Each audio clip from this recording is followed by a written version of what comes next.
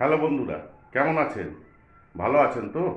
চলুন, আজ আমি আপনাদের সামনে যে ভিডিওটা নিয়ে আসছি, এটা উত্তরাখণ্ডের একটা খুব পবিত্র ধর্মীয় স্থান ত্রিযুগী নারায়ণ, যেটা ট্রেক করেও যাওয়া যায়। ট্রেক একটু করতে হবে, ট্রেকিং করতেই হবে ত্রিযুগী নারায়ণ যেতে গেলে, আর গাড়ি করে নির্দিষ্ট স্থানেও পৌঁছানো যায়। তো আজকের ভিডিওটা আপনাদের কাছে খুবই ভালো লাগবে, কারণ আমি এই ভিডিওটাতে বলেছি ত্রিযুগী নারায়ণ মন্দিরের ইতিহাস, তার সাথে আপনাদেরকে কিভাবে যাবেন হরিদ্বার থেকে, কত বাস ভাড়া পড়বে, বাসে কিভাবে যাবেন, বা যদি পার্সোনাল গাড়ি করেন তার ভাড়া কত পড়বে, সমস্ত কিছু ওখানে বলা আছে। কয়েকটা হোটেল, 3টে হোটেলের আমি ওখানটা তাদের রেট বলেছি। যে হোটেলগুলির ফোন নাম্বার বা অ্যাড্রেস যদি আপনারা সেই হোটেল করতে চান, তাহলে হচ্ছে ওয়েবসাইটে পেয়ে যাবেন। তবে হ্যাঁ, একটা কথা আবার বলে রাখি, যে আমি যে তথ্যগুলো দিলাম সেই তথ্যগুলো আপনারা নিজেরা ওয়েবসাইটে চেক করে নেবেন। কারণ এখন তো বুঝতে পারছেন যা দুনিয়া চলছে, তাতে মানে কী বলবো, ঠকা শুধু সময়ের অপেক্ষা। তাই নিজেরা একটু যাচাই করে আপনারা এগুলো করে নেবেন। আর ভিডিওটা দেখুন, যদি ভিডিওটা আপনাদের ভালো লেগে থাকে তাহলে অতি অবশ্যই আমার চ্যানেলটা লাইক, শেয়ার, কমেন্টস এবং সাবস্ক্রাইব করতে ভুলবেন না। চলুন ভিডিওতে যাওয়া যাক। ভারতের গর্ভে লুকিয়ে থাকা অসংখ্য পৌরাণিক মন্দিরের মধ্যে একটির নাম শুনলেই হৃদয় শ্রদ্ধায় ভরে ওঠে, ত্রিযুগী নারায়ণ মন্দির। আপনি কি জানেন, এই মন্দিরেই স্বয়ং শিব ও পার্বতীর বিয়ে হয়েছিল, আর পুরোহিত ছিলেন বিষ্ণু নিজে। আজ আমরা জানব এই অলৌকিক মন্দিরের ইতিহাস, আধ্যাত্মিকতা আর রহস্য। ভিডিওটি শেষ পর্যন্ত দেখুন। ত্রিযুগী নারায়ণ মন্দির অবস্থিত উত্তরাখণ্ড রাজ্যের রুদ্রপ্রয়াগ জেলার গারখণ্ড এলাকা, কেদারনাথের কাছাকাছি একটি পবিত্র গ্রামে। এই স্থানটি 3500 মিটার উচ্চতায় অবস্থিত এবং হিমালয়ের কোলে থাকা এক ঐতিহাসিক ও পবিত্র স্থান। মন্দিরটি ভগবান বিষ্ণুর নামে উৎসর্গীকৃত হলেও এটি সবচেয়ে বেশি পরিচিত শিব পার্বতীর বিয়ের স্থল হিসাবে। হিন্দু ধর্মগ্রন্থ শিব পুরাণ ও স্কন্দ পুরাণ অনুসারে এই স্থানেই স্বয়ং শিব ও পার্বতীর বিয়ে সম্পন্ন হয়। দেবতা বিষ্ণু নিজে এই বিয়ের পুরোহিতের ভূমিকা পালন করেন এবং সাক্ষী হিসাবে উপস্থিত ছিলেন ব্রহ্মা ও অন্যান্য দেবতা। এমনকি আজও মন্দির প্রাঙ্গণে একটি বিবাহকুণ্ড বা অগ্নিকুণ্ড রয়েছে, যেখানে সেই অগ্নি চিরকাল জ্বলমান আছে বলে বিশ্বাস করা হয়।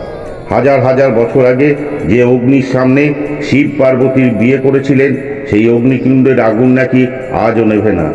এই কুণ্ডের পাশে 3টি গুরুত্বপূর্ণ কুণ্ড রয়েছে। রুধি কুণ্ড, যেখানে বিয়ের পর শিব জল গ্রহণ করেছিলেন। নারায়ণ কুণ্ড, যেখান থেকে অতিথিরা পবিত্র স্নান করেছিলেন। ব্রহ্মকুণ্ড, যেখানে ব্রহ্মা স্নান করেন বিয়ের আগে। ত্রিযুগী নারায়ণ মন্দিরের শুধু একটি ঐতিহাসিক স্থান নয়, এটি এখনও বিবাহযোগ্য দম্পতিদের আশীর্বাদের স্থান। বহু হিন্দু দম্পতি এখানে এসে শিব পার্বতীর মতো চিরস্থায়ী প্রেম ও সংসারের আশায় বিয়ে সম্পন্ন করেন। এখানকার প্রাকৃতিক সৌন্দর্য ও ধর্মীয় আবহ এক অপার্থিব অনুভূতির সৃষ্টি করে। মন্দিরটি প্রাচীন উত্তর ভারতীয় কাঠামোয় গঠিত, যা কেদারনাথের মন্দিরের মতো পাথরের তৈরি। এই মন্দিরের মূল দেবতা হলেন ত্রিযুগী নারায়ণ, যিনি ভগবান বিষ্ণুর এক রূপ। মন্দিরের ভিতরে শিব পার্বতী ও বিষ্ণুর বিগ্রহ একসঙ্গে পূজিত হয়।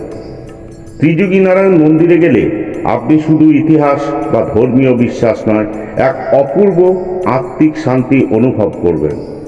এখন কিভাবে যাবেন ত্রিযুগী নারায়ণ মন্দির? কাছের রেল স্টেশন হলো ঋষিকেশ বা হরিদ্বার, আর কাছের বিমানবন্দর হলো জলি গ্র্যান্ড বিমানবন্দর, দেরাদুন।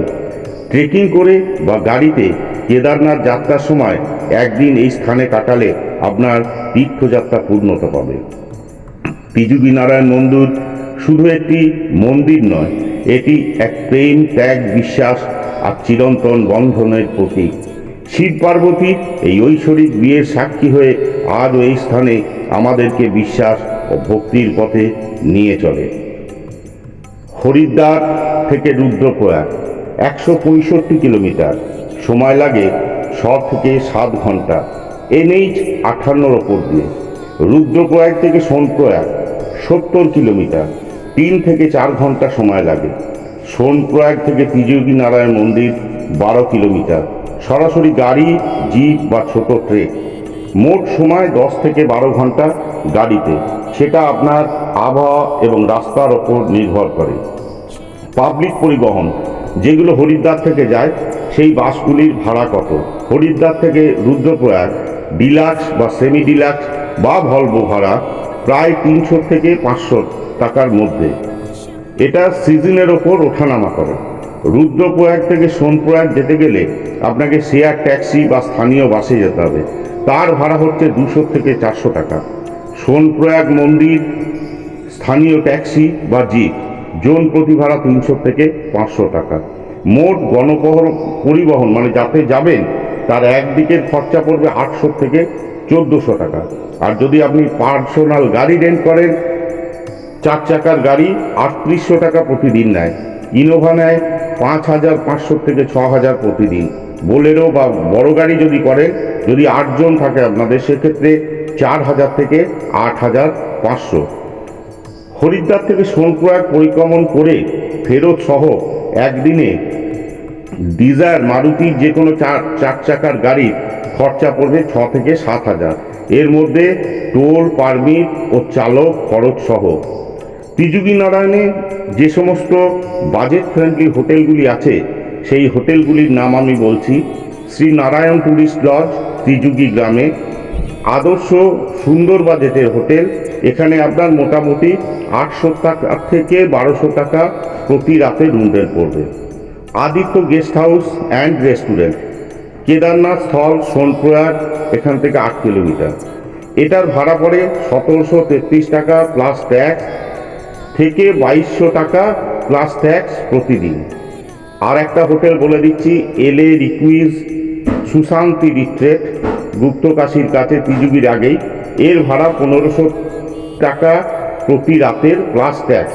তবু আমি আপনাদেরকে বলবো, আপনারা ওয়েবসাইটে পেয়ে যাবেন এই ত্রিযুগী নারায়ণ যেতে গেলে যে সমস্ত জায়গাগুলো বললাম তার মধ্যে হোটেল, সস্তায় হোটেল পাবে। তবে হ্যাঁ, দালাল থেকে সাবধান, আর হোটেল করার আগে নিজেরা একটু যাচাই করে নেবেন। আমি ভিডিওতে আপনাদেরকে বললাম বলে আপনারা সেগুলো করবেন তা না, আপনারা নিজেরাও একটু দেখে নেবেন। তো বন্ধুরা, কেমন লাগলো আজকে এই ভিডিওটি? যদি ভিডিওটি ভালো লেগে থাকে তাহলে অবশ্যই আমার চ্যানেলটি সাবস্ক্রাইব করতে ভুলবেন না। ধন্যবাদ, ভালো থাকবেন, শুভরাত্রি।